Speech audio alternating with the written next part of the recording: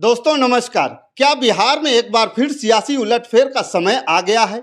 यह सवाल इसलिए क्योंकि आजकल नीतीश कुमार कुछ अनमने से हो रहे हैं। कहा जा रहा है कि कभी भी पलट सकते हैं। उधर बेटा भी एक्टिव हो गया है। निशांत कुमार मीडिया के कैमरों के सामने कुछ ज़्यादा आ रहे हैं, खुलकर मांग कर रहे हैं कि एनडीए में उनके पिता नीतीश कुमार को सीएम फेस घोषित कर देना चाहिए।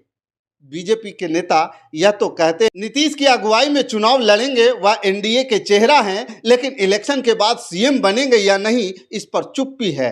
बीजेपी के प्रदेश अध्यक्ष दिलीप जायसवाल ने कहा कि सीएम कौन होगा यह एनडीए के दल आपस में बात करके तय करेंगे। कुछ ऐसा ही बयान दिसंबर 2024 में अमित शाह ने भी दे दिया था। यानी कि कुछ तो है, बयान यूं ही नहीं जो है आ सकते हैं। दोस्तों दरअसल बिहार में बहुत कुछ हो रहा है, एक एक करके आपको सब कुछ बताऊंगा। सबसे पहले ये देखिए लालू कैंप में क्या हलचल है।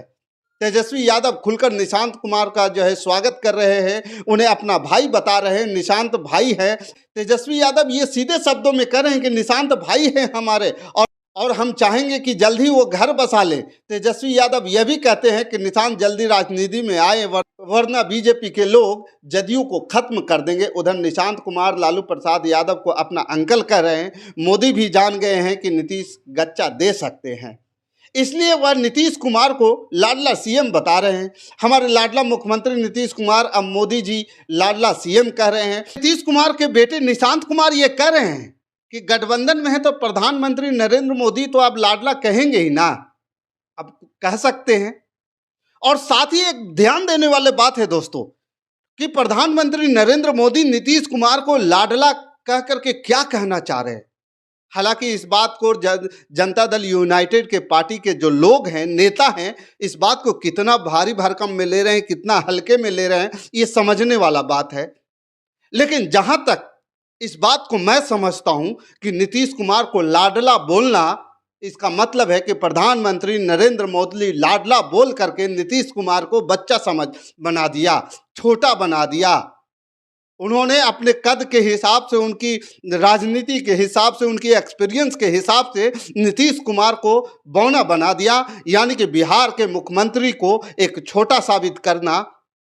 कहाँ तक ये जायज है, कहाँ तक ये बात सही है और कहाँ तक ये बात गलत है, सियासी गलियारों में इसकी चर्चा दबे जुबान पे जरूर हो रही है। और ये चर्चा हो रही है कि आखिरकार नरेंद्र मोदी इस प्रकार के बात बोल करके बिहार के सियासत को किस दिशा में ले जाना चाह रहे हैं, बिहार की सियासत में क्या कुछ नया करना चाह रहे हैं। ये प्रधानमंत्री नरेंद्र मोदी की एक नई चाल जो है, नीतीश कुमार को लाडला बोलना कितना ये भारी भरकम शब्द है, इस बात को अगर गहराई से समझेंगे तो समझ में जरूर आएगा।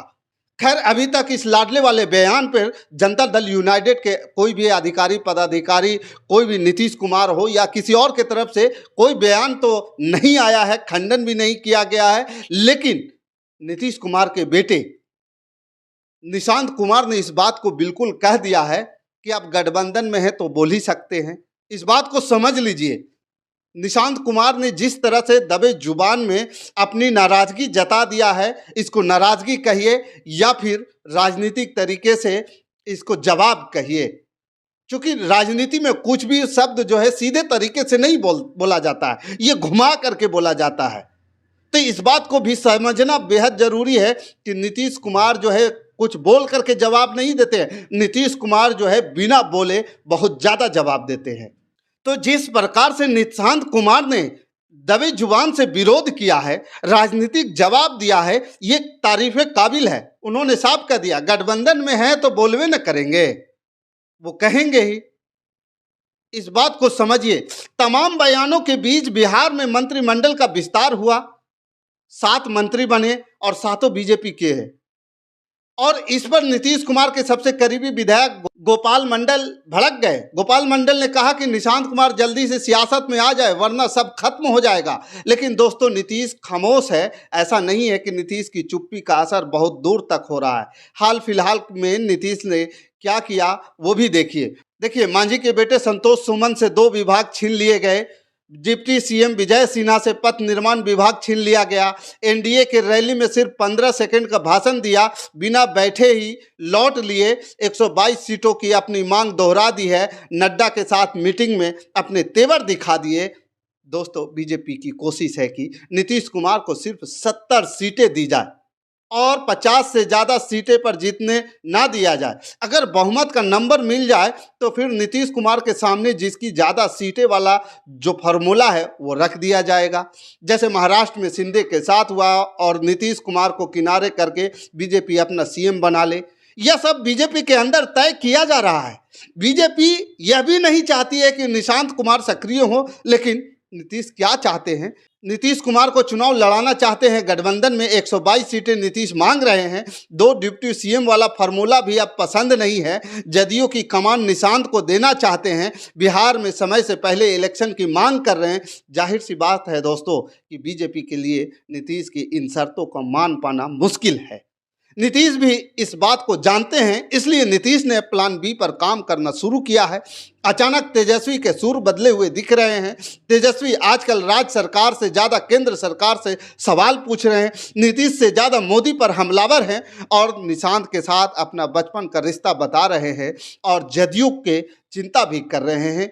नीतीश यह जानते हैं कि बार बार पलटने की वजह से उनकी इमेज को डेंट लगा है, इसलिए अब वह निशांत के सहारे नया समीकरण बना रहे हैं। दोस्तों, हैरान मत हो जाना अगर बहुत जल्द आपको नीतीश का काफिला राजभवन की ओर जाते हुए दिखे और फिर निशांत और तेजस्वी गले मिलते हुए नजर आ जाए, क्योंकि यह बिहार है और यहाँ ऐसी तस्वीरें अक्सर देखी जाती है और दिख भी जाती है। नीतीश कुमार माहिर खिलाड़ी हैं। अपने पार्टी का नुकसान और बेटे की सियासत पर सवाल या निशान लगवा करके ही अपने बीजेपी के साथ तो कतई नहीं रहेंगे। अगर हाँ, बीजेपी उनकी हर शर्त मान ले, जो कि मुश्किल है, तभी नीतीश कुमार मोदी जी का हाथ थामे रहेंगे, वरना ये नीतीश कुमार हैं, चटपट पलट जाते हैं।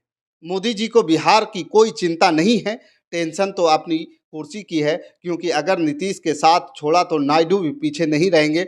इसी वजह से आजकल शरद पवार और उद्धव ठाकरे पर बीजेपी डोरे डाल रही है। बाकी आप तो समझदार ही हैं, सब समझते हैं, सब देखते हैं। बाकी इस खबर के प्रति आपका क्या विचार है, आप हमें कमेंट कर जरूर बताइएगा और साथ ही साथ सब्सक्राइब भी कर लीजिएगा ताकि हमारा नोटिफिकेशन आपको मिलते रहे।